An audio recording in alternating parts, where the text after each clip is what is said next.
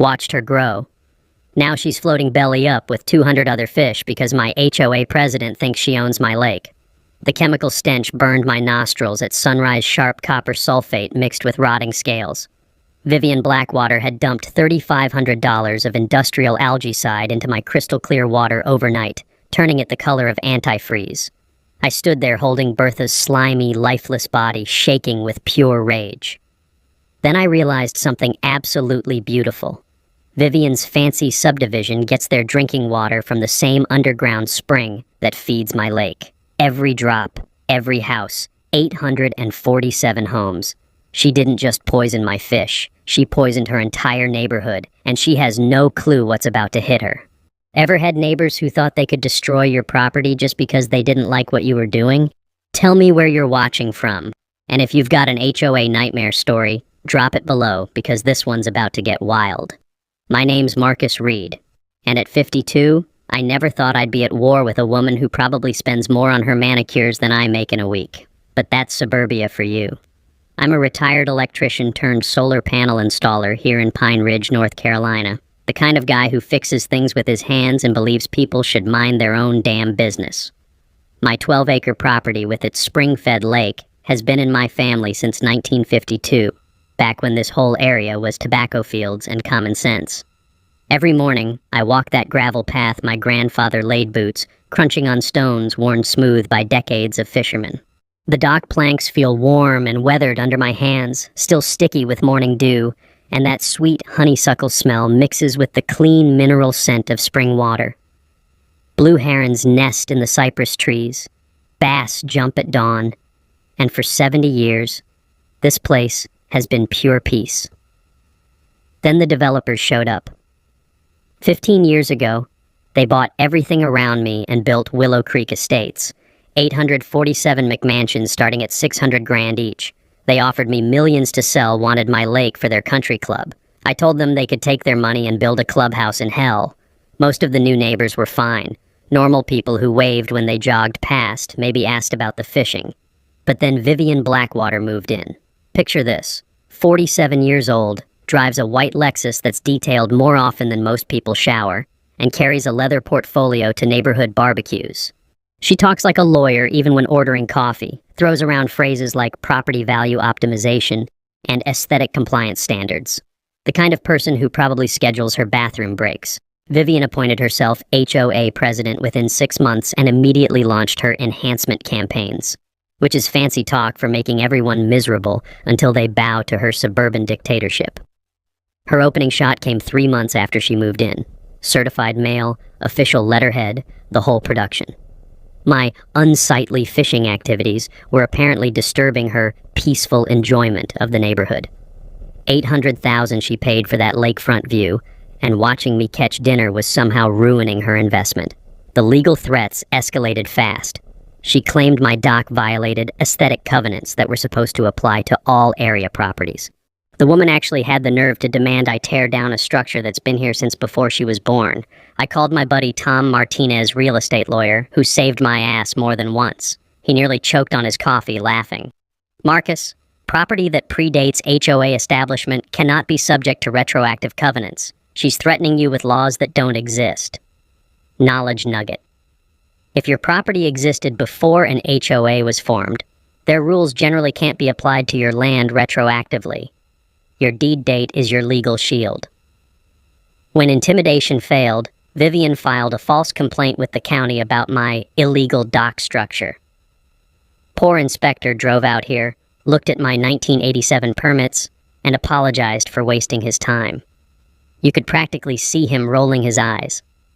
That's when she revealed her true nature. Every morning I'd head down to fish 6 a.m., when the bass are feeding, and suddenly Vivian needed emergency landscaping. Leaf blowers, chainsaws, industrial mowers, all screaming at maximum volume right along her property line. The diesel fumes would drift across my lake, mixing with honeysuckle and turning my peaceful morning into something that smelled like a highway construction zone. Her crew got more overtime in 2 months than most people see all year, all to spite one guy trying to fish in his own backyard. But I kept fishing. Some principles are worth defending, even against suburban tyrants with too much money and too little sense. I had no idea that Vivian was just getting warmed up. And I definitely didn't know she was crazy enough to commit environmental terrorism to get her way. You know what's worse than a Karen with a law degree? A Karen with a law degree who thinks property surveys are weapons of mass destruction. 2 weeks after the county inspector laughed at her illegal dock complaint, Vivian hired the most expensive surveyor in 3 counties to verify our property boundaries. Not because there was any question, my grandfather marked those lines with concrete posts that'll probably outlast civilization itself. This was pure harassment with a professional invoice. The surveyor showed up Tuesday morning with equipment worth more than my truck. Theodolites, GPS units, laser levels that probably cost more per hour than most people make in a day. I watched from my kitchen window, sipping coffee and enjoying the show as they spent 6 hours measuring the exact same boundary that's been legally established since Truman was president. The smell of fresh-cut grass from their fancy equipment mixed with morning lake mist. Even their harassment had to be perfectly manicured. 3 days later, Vivian's lawyer sent me a registered letter claiming my dock extended exactly 6 inches onto community water rights. 6 whole inches. On a lake that's been in my family since before she was born. But here's where Vivian really showed her true colors. She filed an actual lawsuit in county court for property encroachment. Professional letterhead, court stamps, filing fees that probably cost more than most people's car payments. All over 6 inches of dock space. When this woman commits to ruining someone's life, she doesn't mess around. While her legal papers crawled through the system, she launched a Facebook campaign that would make a political operative jealous. Posted in the Willow Creek Estates group about her difficult neighbor who was refusing to respect community standards. The comments section turned into a digital lynch mob faster than you could say property values. But 2 can play the research game. I spent my weekend in the county courthouse basement, breathing dust that was probably older than Vivian's entire career, digging through deed records and property transfers. Sometimes the best revenge is just knowing more than your enemy. And holy hell, did I hit the jackpot. My grandfather didn't just own the land, he owned exclusive water rights to the entire lake system. Every drop, every fish, every damn molecule of H2O. The original 1952 deed specifically included all water rights, surface and subsurface, including natural springs and tributaries thereto. But here's the beautiful part that made me laugh so hard I nearly fell off my chair. The lake is spring-fed from an underground aquifer that extends directly under Vivian's precious subdivision. Legally speaking, every time her neighbors flush their toilets, they're using my water. Knowledge nugget. Water rights often transfer separately from land ownership and are recorded in property deeds. These rights can be worth more than the land itself. I called Tom Martinez with my discovery. After he stopped cackling like a madman, he said, "Marcus, you don't just have a defense. You've got a nuclear weapon disguised as a property deed." So we filed a countersuit for harassment, slander, and abusive legal process. But the timing? That was pure poetry. Vivian was hosting one of her fancy backyard dinner parties. 40-plus HOA residents standing around with wine glasses, complaining about their property taxes while eating food that cost more per bite than most people spend on lunch. The evening air carried the scent of expensive catered salmon and pretentious conversation. Champagne glasses caught the golden hour light, everyone dressed like they were auditioning for a real estate commercial. Right in the middle of Vivian's speech about maintaining community standards and property values, our sheriff's deputy walked through her back gate like he owned the place. "Ma'am, I need to serve you with some legal documents." 40 conversations stopped mid-sentence. The only sound was ice clinking nervously in glasses as Vivian's perfectly manicured hands trembled reading the papers. Her foundation couldn't hide how pale she went when she realized what she was holding. "This is harassment," she shrieked loud enough to rattle windows. "That redneck is trying to intimidate me with frivolous lawsuits." And there it was. The mask slipped completely. The refined real estate attorney became just another suburban tyrant having a nuclear meltdown because someone dared fight back. Her dinner guests suddenly remembered urgent appointments. Amazing how fast rich people can evacuate when someone starts screaming about rednecks at a catered party. But Vivian wasn't done. The next morning, I found an anonymous note under my windshield wiper. "Stop fishing or face the consequences." Apparently, public humiliation just made her more dangerous. Anonymous threats are cute, but what Vivian did next was straight-up government weaponization. There's nothing quite like watching a real estate attorney turn federal agencies into her personal attack dogs. Within a week of my countersuit, I had more government inspectors crawling over my property than a meth lab bust. Fish and Wildlife showed up first, clipboards in hand, claiming they needed to investigate potential disruption to migratory bird patterns caused by my fishing activities. I'm not making this up. This woman actually convinced a federal agency that me catching bass was somehow screwing with duck GPS systems. The EPA inspector arrived next, suited up like he was entering Chernobyl, armed with water testing kits and a clipboard thicker than Vivian's legal bills. Apparently, my private lake usage might be creating environmental hazards. The sweet irony of that accusation would hit me like a freight train later. County Health Department Thursday morning, Code Enforcement Friday afternoon. By week's end, I had more regulatory business cards than a Washington lobbyist. Each inspector found exactly what you'd expect from the cleanest lake in 3 counties. Absolutely nothing wrong. But bureaucratic harassment is a two-way street, and I was about to learn how to drive it. While Vivian was playing puppet master with government agencies, I was making friends with the puppets. Turns out, when you're polite to overworked civil servants forced to investigate obviously bullshit complaints, they remember you.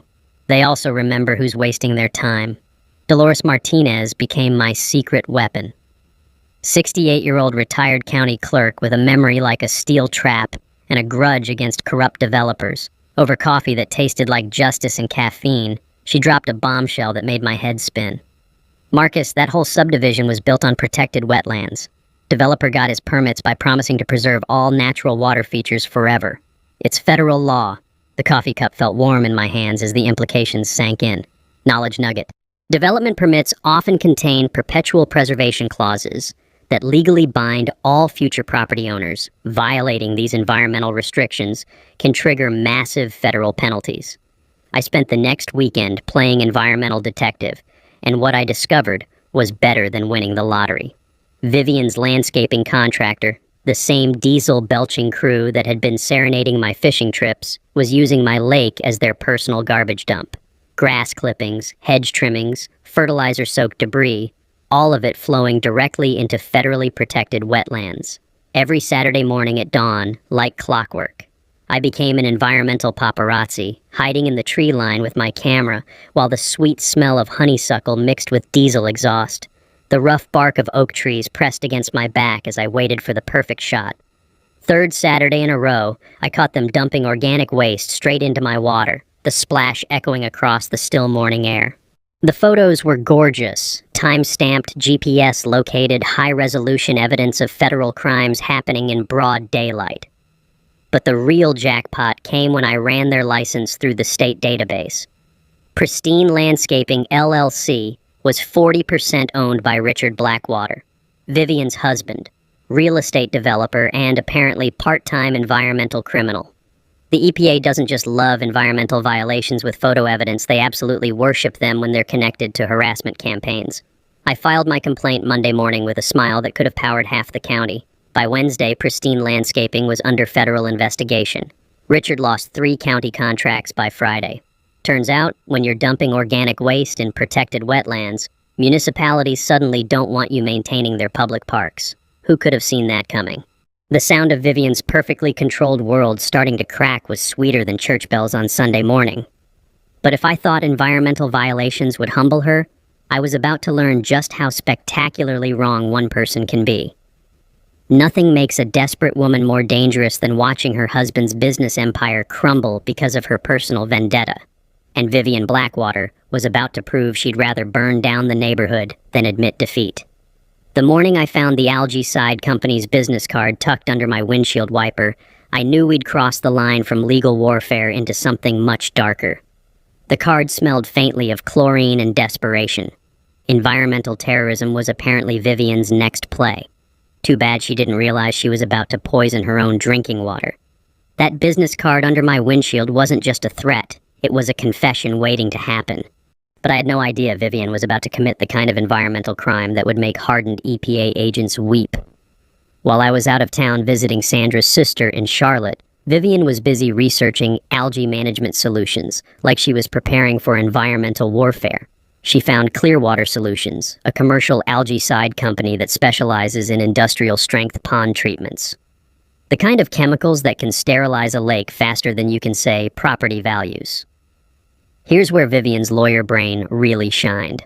She called Clearwater and lied through her perfectly veneered teeth, claiming my lake was community property, experiencing a dangerous algae bloom that threatened public health.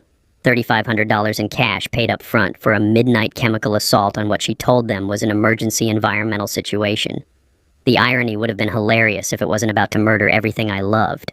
I came home Sunday evening to the smell hitting me before I even stepped out of my truck. That sharp, metallic stench of copper sulfate mixed with mass death. The lake water had turned an unnatural blue-green color, like antifreeze mixed with apocalypse. Big Bertha was floating 20 feet from the dock, her massive body already bloated in the contaminated water. 3 years of morning feedings, watching her grow from decent-sized bass into a lake legend, and now she was just another casualty in Vivian's suburban genocide. 200 other fish floated alongside her bluegill, crappie, catfish. An entire ecosystem assassinated overnight because one woman couldn't stand watching someone enjoy their own damn property. My hand shook as I fumbled for my phone, the smooth plastic slippery with sweat and pure rage. The County Environmental Emergency Hotline connected me to Officer Jim Patterson, who'd been investigating illegal dumping for 15 years. When I described the aquatic crime scene, his voice shifted from routine bureaucrat to DEFCON 1. Don't touch anything, keep pets away, and don't disturb the evidence. I'm bringing the hazmat team. Patterson arrived with water analysis equipment that looked like it belonged on Mars. The test strips turned colors that don't exist in nature, deep blues and purples screaming, massive chemical contamination. The acrid smell of testing chemicals mixed with lake death made my eyes water. Industrial-strength copper sulfate poisoning, he said, his voice tight with professional fury. Whoever did this didn't just kill your fish. They sterilized the entire ecosystem for 2 to 3 years minimum. This is felony destruction of property, possibly federal environmental terrorism. Knowledge nugget. Illegal dumping of industrial chemicals on private property constitutes felony destruction in most states and triggers federal environmental crime charges carrying 5 to 10-year prison sentences. But Patterson wasn't done playing detective. While I stood there holding a garbage bag that used to be my fishing paradise, he was reviewing security footage from Mrs. Henderson's doorbell camera across the street. The video was crystal clear. Clearwater Solutions truck arriving at 2:17 a.m., 2 figures in protective suits dumping death directly into my lake, vanishing by 2:43 a.m., 26 minutes to destroy 70 years of family heritage. That evening, I sat on my dock holding one of the smaller dead bass, remembering my grandfather teaching me to cast in this exact spot. The wooden planks felt cold and splintered under my legs, and the silence was absolutely deafening. No birds, no insects, no life around water that used to bubble with activity. Sandra found me there an hour later, both of us crying as we started the nightmare cleanup of environmental terrorism. But grief sharpens focus like nothing else. As we filled garbage bag after garbage bag with Vivian's victims, my electrician brain started connecting dots. I'd installed solar panels on dozens of houses in this subdivision. I knew their utility systems intimately.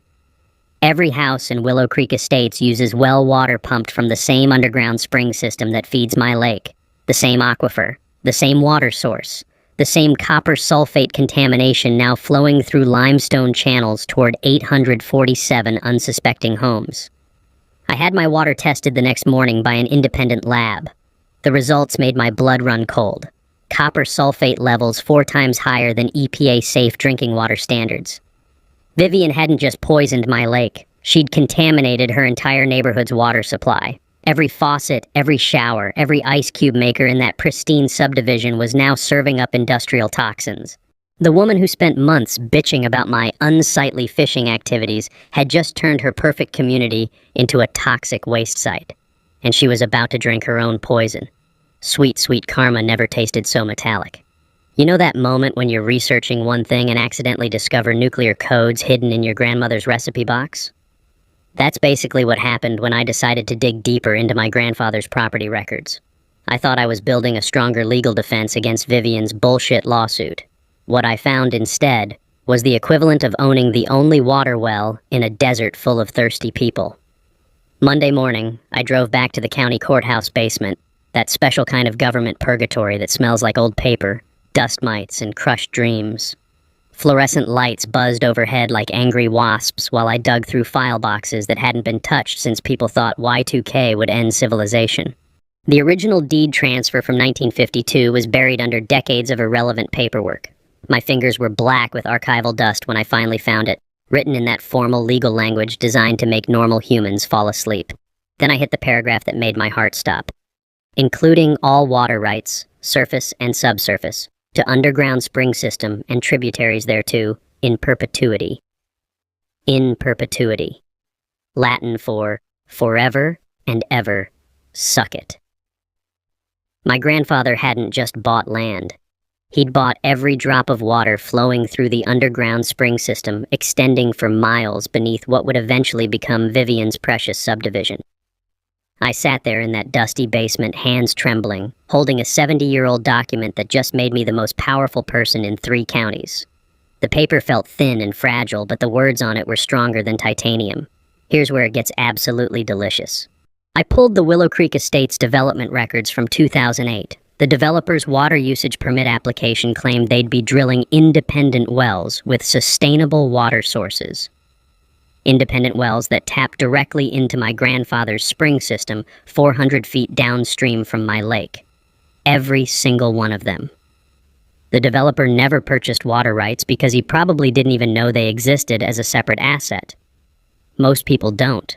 They think owning land means owning whatever water's underneath it. Wrong. Expensive assumption. Career-ending mistake. Knowledge nugget. Water rights are completely separate from land ownership and must be explicitly transferred. Failure to secure these rights can expose developers and homeowners to massive legal liability and usage fees. For 15 years, 847 families had been using my water without permission, without compensation, and without even knowing their most hated neighbor literally owned every drop flowing from their taps. The math alone made my head spin. Average household water usage times 847 homes times 15 years times market rate for water rights? We're talking tens of millions of dollars in back payments I could legally demand. But the contamination angle? That was the diamond sitting on top of this legal gold mine. Every home in that subdivision was now drinking water poisoned by Vivian's midnight chemical warfare. Copper sulfate symptoms include stomach pain, nausea, liver damage, and in children, developmental problems. The EPA treats this as a public health emergency worthy of federal intervention. Vivian's lawsuit against me for 6 inches of dock space suddenly looked like a toddler threatening Mike Tyson. I called Tom Martinez from the parking lot, sunshine warming the truck's interior while my world tilted on its axis. Tom, I don't just own the lake. I own their entire water supply. Every drop they've used for 15 years is legally mine. The silence stretched so long I checked if my phone had died. Marcus, he finally whispered, you're not defending against a property dispute anymore. You're sitting on the biggest water rights case this state has ever seen. And if that contamination spreads through the aquifer... He didn't finish. We both knew. Vivian had poisoned 847 homes using water that belonged to me. The power dynamic just shifted so hard I could feel the earth move under Vivian's designer heels. When you discover you're sitting on a legal nuclear weapon, you don't just start swinging it around like a drunk guy at a bar fight. You assemble a team of highly trained assassins who know exactly where to aim. First call went to Rebecca Torres, environmental lawyer out of Raleigh who'd built her career destroying corporations that thought poisoning communities was just good business. Her office smelled like expensive espresso and vendetta when I walked in Tuesday morning. Water rights violation, environmental contamination, public health emergency, she said, eyes gleaming as she reviewed my documents. Marcus, this isn't a lawsuit. This is a masterclass in legal warfare that'll be taught in law schools for decades. Rebecca's strategy was beautiful. Hit them from every direction simultaneously before they even know they're under attack. Federal lawsuit for water rights theft. EPA emergency intervention for contamination. State criminal charges for illegal dumping. Civil suits for property damage, emotional distress, and punitive damages that would make a lottery winner blush. Legal tactic.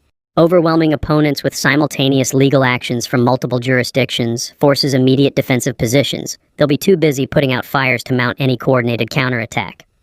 Second recruit was Dr. James Mitchell, hydrogeologist from North Carolina State, who makes opposing lawyers weep during depositions. We met at my poisoned lake Wednesday morning, where he spent 4 hours taking samples and mapping the underground spring system with equipment that probably cost more than my truck. Fascinating aquifer structure, he said, knee-deep in contaminated water that still reeked of chemicals. His hands moved precisely through testing procedures while dragonflies that used to swarm here were notably absent. Single-source spring feeding directly into residential wells. Contamination will reach every home within 6 to 8 weeks. We're looking at 800 to 1,000 affected properties. The scientific hammer that would crush any doubt about Vivian's guilt. Third team member was Sarah Morgan, investigative journalist who'd spent 3 years taking down corrupt HOAs like she was collecting scalps. Her exposés had destroyed 2 HOA presidents for embezzlement, and one who was literally running a protection racket. When she saw my evidence, she looked like a kid on Christmas morning. "This is Pulitzer-level material," she said, spreading documents across my kitchen table with reverent excitement. Power-drunk HOA tyrant poisons entire neighborhood while terrorizing the guy who legally owns their water supply. CNN will fight MSNBC for first interview rights. Sarah's background check on Vivian read like a serial killer's resume. 3 previous neighborhoods, 4 harassment lawsuits, 2 restraining orders for stalking behavior. The woman had a documented 20-year pattern of destroying anyone who dared challenge her authority. Dolores Martinez provided the historical ammunition. Over dinner coffee that tasted like justice and bottomless refills, she showed me permit applications proving the original developer had committed outright fraud claiming water rights he never purchased, never owned, never even verified, existed. Every homeowner bought property under false pretenses, Dolores explained, her weathered fingers tapping yellow documents. They think they own water access. Legally, they've been stealing from you for 15 years. Rebecca crunched numbers with calculator precision. Market rate for water rights in our county, $50 per household monthly, times 847 homes, times 180 months, $30.6 million in back payments I could legally demand. That's before calculating punitive damages for the contamination. Financial strategy. In water rights cases, calculate both direct usage fees and consequential damages from environmental contamination. Combined liability often forces settlements before opponents can mount defenses. But here's where I made the decision that separated justice from revenge. I wasn't going to financially destroy 800 innocent families just to punish one psychotic woman. "We offer settlement," Rebecca proposed. "Waive all back payments for 3 things. Complete lake restoration, Vivian's resignation plus criminal prosecution, and permanent oversight preventing future abuse." Dr. Mitchell designed the restoration plan right there. 18 months using natural bioremediation, native fish restocking, aquatic plant restoration. Cost, $250,000 paid jointly by HOA funds and Vivian personally. Sarah coordinated media timing, simultaneous story release with legal filing for maximum public pressure. She'd already pitched NPR, Washington Post environmental desk, and 3 cable networks salivating over the HOA Karen Poisons neighborhood water supply angle. The plan was elegant. Hit Vivian with federal charges, state charges, civil liability, and national media exposure simultaneously.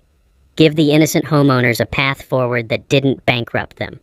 Force accountability without collective punishment. We had evidence that could convict.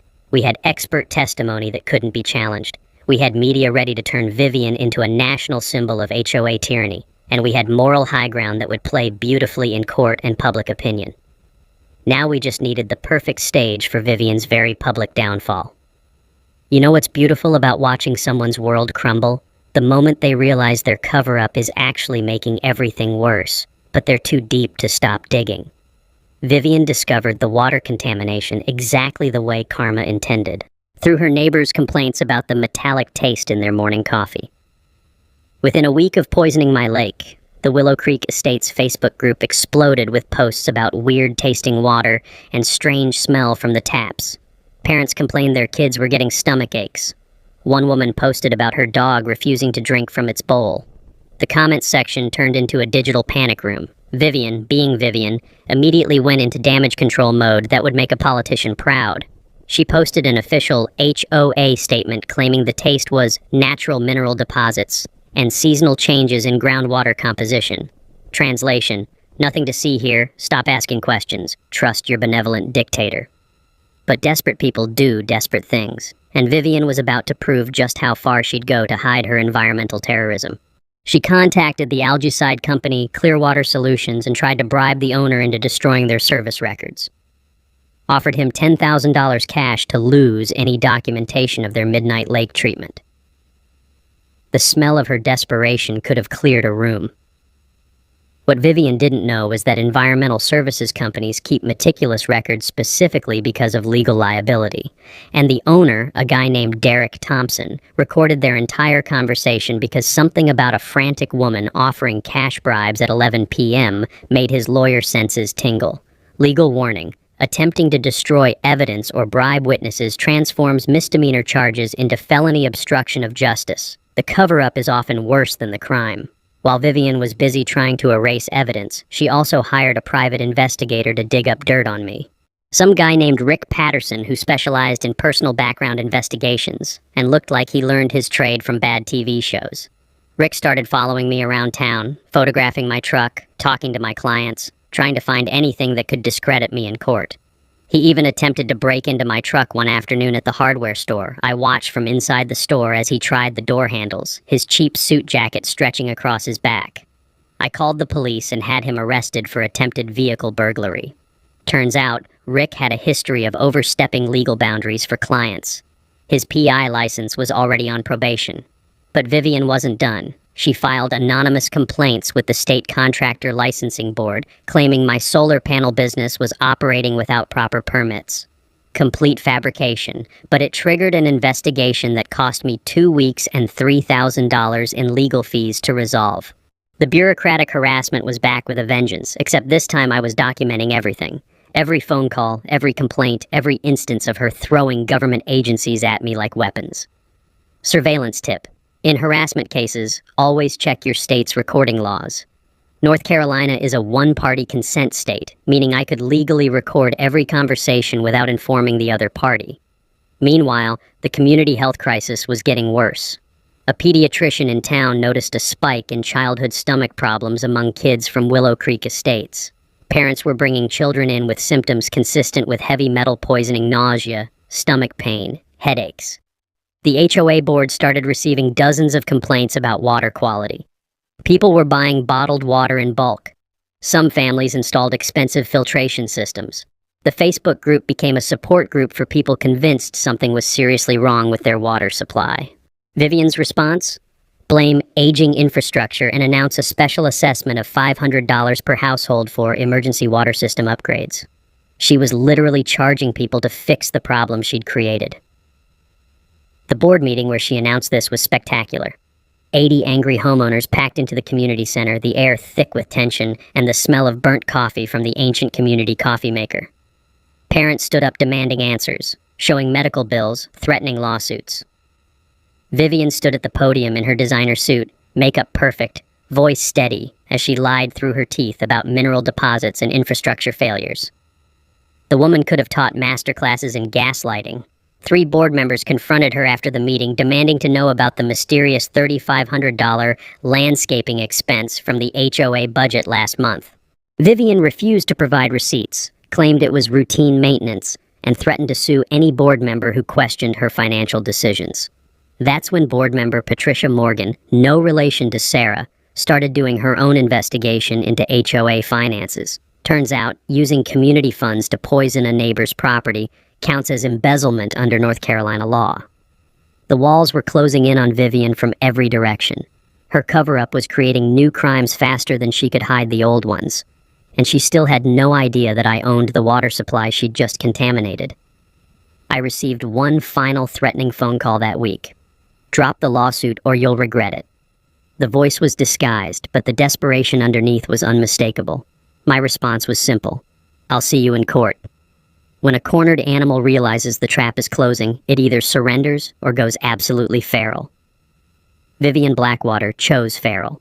Her final gambit started with a neighborhood-wide defamation campaign that would make a propaganda minister jealous. She created 3 fake Facebook accounts, complete with stock photos and fake histories, and flooded the Willow Creek Estates group with posts about my illegal activities.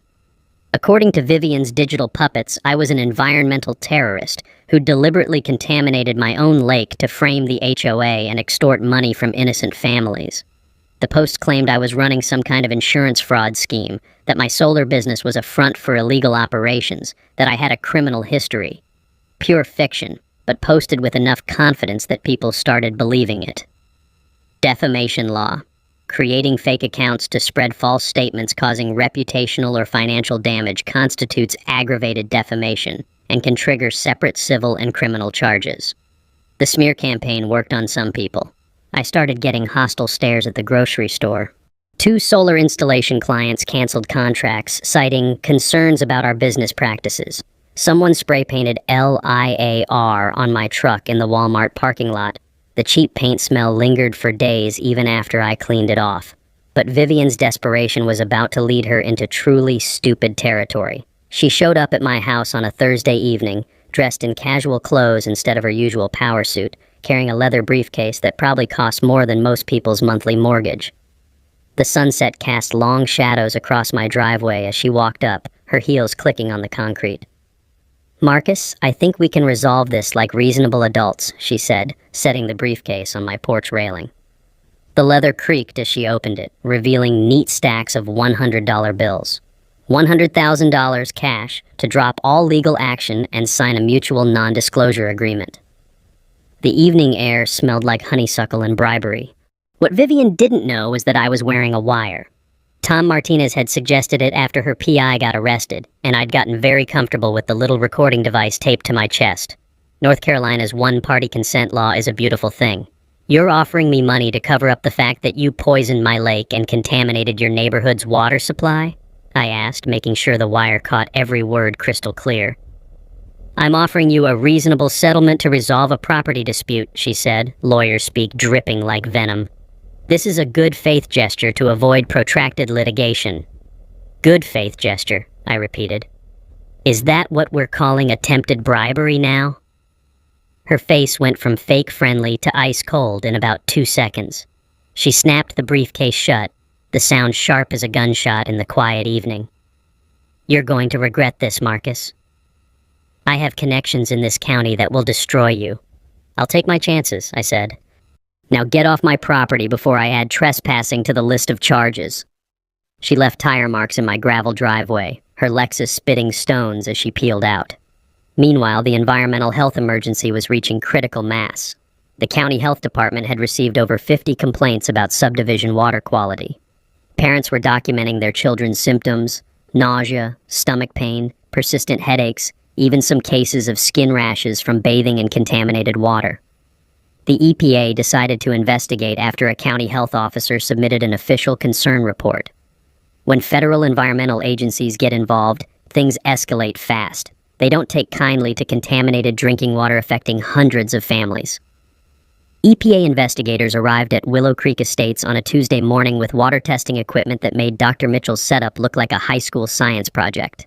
They tested wells throughout the subdivision, mapped the aquifer system, and traced contamination sources with the methodical precision of crime scene investigators. Their preliminary findings confirmed what Dr. Mitchell had predicted. Copper sulfate contamination was spreading through the entire underground spring system. Current levels in subdivision wells were approaching EPA emergency thresholds. Within another month, the water would be officially unsafe for human consumption. The EPA issued a public health advisory recommending Willow Creek residents avoid drinking tap water until further notice. Property values started dropping immediately. Nothing kills real estate prices faster than federal warnings about poisoned water supplies. Vivian's psychological breakdown was becoming visible to everyone. She was spotted at the grocery store having a screaming match with herself in the parking lot. Her husband Richard moved out, taking their 2 kids and filing for separation, citing irreconcilable differences and potential legal liability exposure.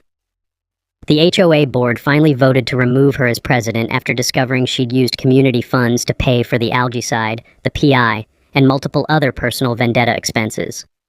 Embezzlement charges were filed with the county prosecutor. Her lawyer resigned, citing ethical concerns about representing someone actively committing crimes while under legal scrutiny. Everything Vivian had built, her social standing, her marriage, her position of power, was collapsing like a house of cards in a hurricane. And she still didn't know the worst part. She'd poisoned a water supply that legally belonged to the man she'd been trying to destroy. The final confrontation was inevitable, and it was going to be very, very public. The Pine Ridge Community Center hadn't seen a crowd like this since the county tried raising property taxes. Standing room only, 300 people crammed into space for 200. The air was thick with body heat, nervous energy, and burnt institutional coffee. TV news crews set up cameras in back. County sheriff positioned deputies near exits. EPA representatives sat front row with official badges and grim expressions. Vivian sat on stage with remaining HOA board members, designer suit perfect, makeup flawless, but her eyes had that cornered animal look. She kept checking her phone, probably praying for a miracle. I sat third row with my team: Rebecca Torres, Dr. Mitchell, Tom Martinez, Sarah Morgan. We had documents that would change everything, but first we'd let Vivian dig deeper. Patricia Morgan, the new board president, called the meeting to order. We're here to address water quality concerns and discuss EPA findings. The crowd erupted. Parents shouted about sick children. Someone yelled about property values dropping $40,000 in 2 weeks. Demands for refunds, answers, accountability. Patricia raised her hands for quiet. The EPA will present their findings first. Dr. Sandra Murphy from the EPA didn't sugarcoat it. She displayed water testing results on the projector bright red numbers showing copper sulfate levels 4 times above safe standards. Contamination originated from industrial algae-side dumping here, she said, laser pointer highlighting my lake on the aquifer map. Chemicals entered groundwater and spread throughout the spring, feeding your wells. Vivian squirmed like she was sitting on hot coals. Who dumped the chemicals? Someone shouted. Dr. Murphy looked directly at Vivian. That's a matter for ongoing criminal investigation. 300 heads turned to stare at Vivian. The temperature dropped 20 degrees. Patricia cleared her throat. Marcus Reed has information about property rights and water access. I walked to the microphone. Every eye followed. Cameras swiveled. Most of you know me as the difficult neighbor who wouldn't stop fishing, I started. Vivian Blackwater spent months trying to drive me off my property through lawsuits, harassment, and eventually environmental terrorism. Vivian shot up. That's slander. I never... Sit down, Mrs. Blackwater, the sheriff's deputy ordered. Not requested. Ordered. I held up my grandfather's 1952 deed. This document includes one specific paragraph I want to read. All water rights, surface and subsurface, to underground spring system and tributaries thereto in perpetuity. Silence except for the projector hum. In plain English, I own the water rights to the entire aquifer feeding this subdivision. Every drop from your taps for 15 years legally belongs to me. The developer never purchased these rights. He just drilled into my water without permission. Confused shouting erupted. Anger, shock, fear mixing in the crowd. I held up my hand. I'm not here to bankrupt anyone. I'm waiving all back payments, about $30 million you won't owe me. Relief washed over faces. But Vivian Blackwater poisoned my lake with industrial chemicals, destroying 70 years of family heritage and contaminating water that belongs to me. Then she covered it up while your children got sick. Rebecca stood. Mrs. Blackwater faces federal environmental destruction charges, state illegal dumping and embezzlement charges, and civil property damage charges. We have video evidence, recorded bribery attempts, and documentation of her using HOA funds for personal vendettas. The deputy walked toward the stage. Vivian went ghost white. This is a setup! He contaminated his own lake to frame me. Ma'am, I have an arrest warrant for environmental crimes and obstruction of justice. The room exploded as the deputy handcuffed her. You'll all regret this, she shrieked. I'll sue every one of you. That redneck is manipulating you. Final mask, gone pure rage, and classism on display for 300 witnesses and 3 cameras.